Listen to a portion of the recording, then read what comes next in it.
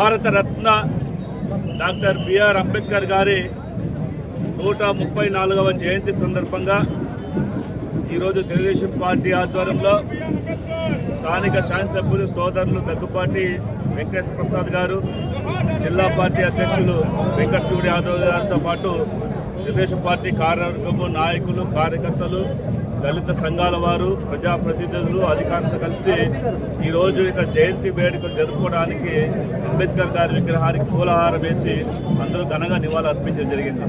ఈ సందర్భంగా మనమందరూ కూడా అంబేద్కర్ గారి ఆశయాలు ఏదైతే ఉన్నాయో, భారతదేశం యొక్క స్వాతంత్రం సిద్ధించిన తర్వాత ప్రతి బడుగు బలహీన వర్గాల వారికి, అణగారిన వర్గాల వారికి అందరికీ న్యాయం జరగాలన్నటువంటి లక్ష్యంతో రిజర్వేషన్ సౌకర్యం కల్పించి తద్వారా భారతదేశంలో అత్యున్నత స్థానంలో ఉన్నటువంటి అత్యున్నత వర్గాల వారితో సమానంగా ఎదగాల లక్ష్యంతో భారత రాజ్యాంగాన్ని తీసుకొచ్చి మనందరికీ కూడా ఒక దిశ నిర్దేశించిన వ్యక్తిగా మనమందరూ కూడా ఆయన ఆశయాలు కొనసాగించేలా పోని మనమందరూ కూడా భారతదేశ సార్వభౌమత్వాన్ని కాపాడుకుంటూ ఈ భారతదేశంలో సమాజంలో కూడా కలిసిమెలిసి భారతదేశ అభివృద్ధికి అహర్నిశలు పనిచేయాల్సిన బాధ్యతని ఈ సందర్భంగా గుర్తు చేసుకుంటూ కోరుతున్నాను.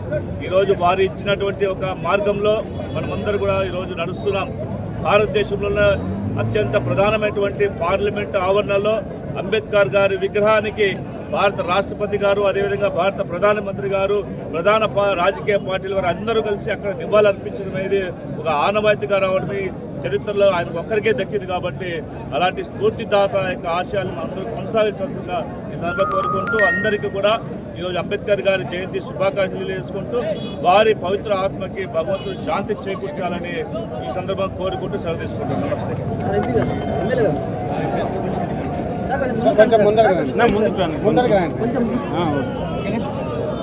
ఈరోజు ఎవరైతే మనం దళిత దేవుడిని భావిస్తున్నామో ఆ దళిత డాక్టర్ బాబాసాహెబ్ అంబేద్కర్ 134వ జయంతి సందర్భంగా నేను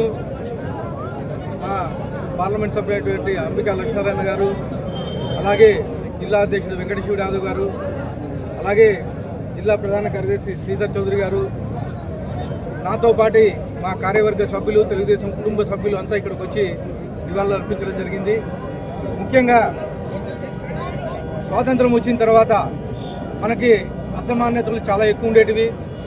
డాక్టర్ బాబాసాహెబ్ అంబేద్కర్ రాజ్యాంగం ఫలితంగా ఈరోజు ప్రతి ఒక్కరూ సమానమే అనే చట్టం మనం రూపొందించడం బాబా అంబేద్కర్ గారికి చెల్లిందని చెప్పేసి తెలియజేసుకుంటాం. 134 ఏళ్ల తర్వాత కానీ ఈరోజు మనం ఒక దేవుడు అని కొలిచే బాబా సాహెబ్ అంబేద్కర్ గారిని మనస్ఫూర్తిగా నివాళులు అర్పిస్తూ అవకాశం ఇచ్చిన అందరికీ ధన్యవాదాలు తెలుపుతున్నాను.